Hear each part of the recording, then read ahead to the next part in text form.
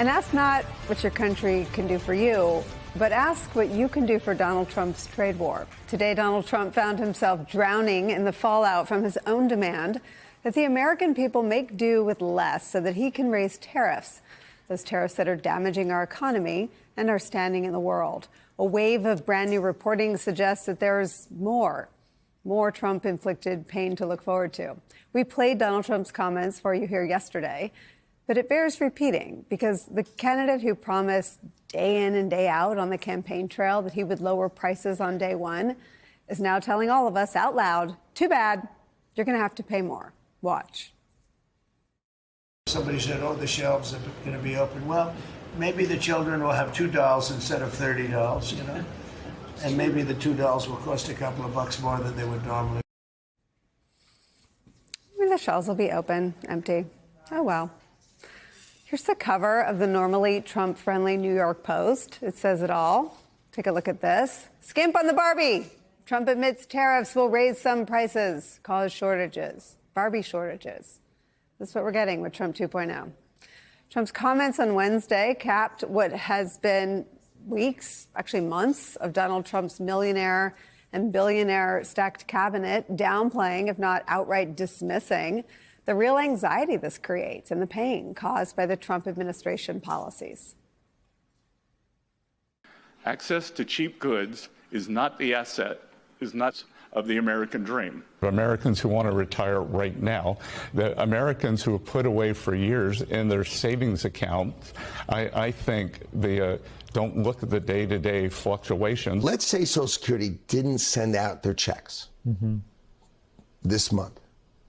My mother-in-law, who's 94, she wouldn't call and complain. She just wouldn't. She'd think something got messed up, and she'll get it next month. Yeah. The armies of millions of people. Well, remember, the army of millions and millions of human beings screwing in little screws to make iPhones. That kind of thing is going to come to America. No, it isn't.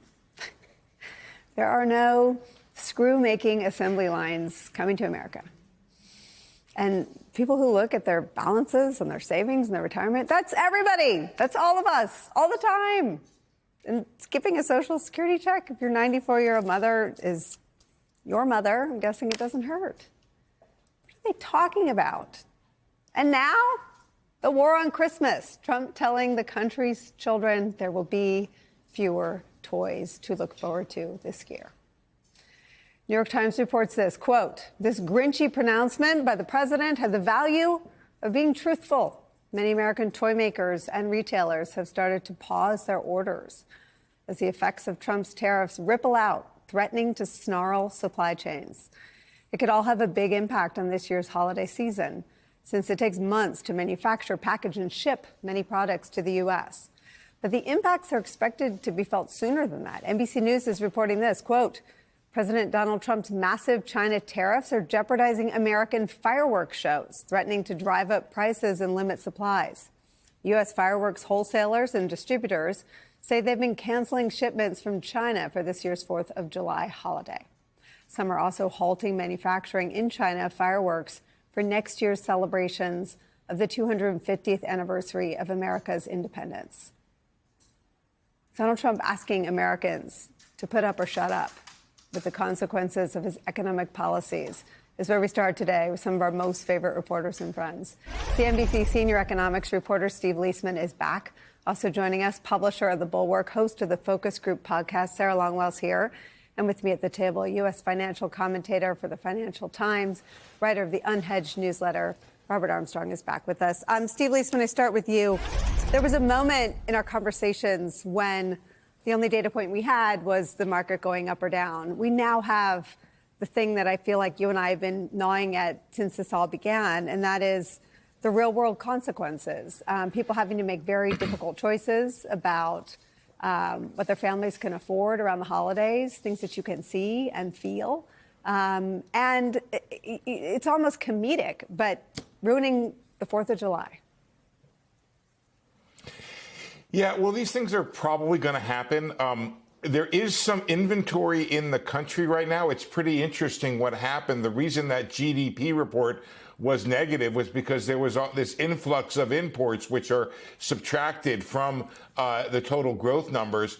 So there is some inventory around. When it actually hits, there's an expectation. If you look at the maps of the ships not being in the ports right now, you can be pretty sure that it's going to happen. And then you're going to get, I believe, some increase in prices because either the tariffs will be piled on or there'll be a scarcity of certain goods. I don't think that this is escapable at this point because of the supply chain time it takes to order something, have it made in China and bring it to the United States.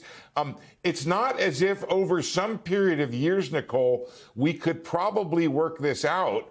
But the idea of slapping these 145% tariffs on and really quite sizable tariffs on other countries outside of China means that the global supply chain that companies have been working for a couple decades now has been pretty massively disrupted to the point where you may not even know what your tariff's going to be. There's something called bonded warehouses, Nicole, that I would offer you as a piece of interesting economic insight here. And that's a place where products go before they have to be pay tariffs on. They're it's like a storage area. That's a kind of it's not in the country yet. And these bonded warehouses are full. And if the tariffs remain, that stuff may be sent back, because if you're a retailer and you ordered something for 100, well, now it's going to cost 245 or something along those lines. And so you may not be able to pay for it. You may send it back. So we are in a deep purgatory here, a deep uncertainty. And tomorrow we'll get the jobs report, and we might get the first inkling of how this is affecting jobs in America. I have some reporting from a neighborhood toy store of exactly what you're describing from the owner of a toy store in a real neighborhood serving real people that live there. I want to ask you, though, a question about whether we're at a point now where we might have a recent historical parallel. I mean, when the COVID pandemic hit, there were supply chain crises, right? I mean, everyone remembers the run on toilet paper and whatnot, but that was a global pandemic, and there were things to point to, and in the end, people did blame Donald Trump's handling, but there was something tangible to explain it. Is there any story that the White House could manufacture to explain these goods sitting in warehouses and not coming here because the prices are either unknown or too high, which sounds like what you're articulating, other than what Trump has done with his inexplicable, arbitrary, and chaotic tariff bonanza? Well, he tried yesterday to blame the stock market on Biden, and I think there was a lot of laughter around Wall Street, I think, on that one. I think that people pretty squarely put this on the shoulders of President Trump.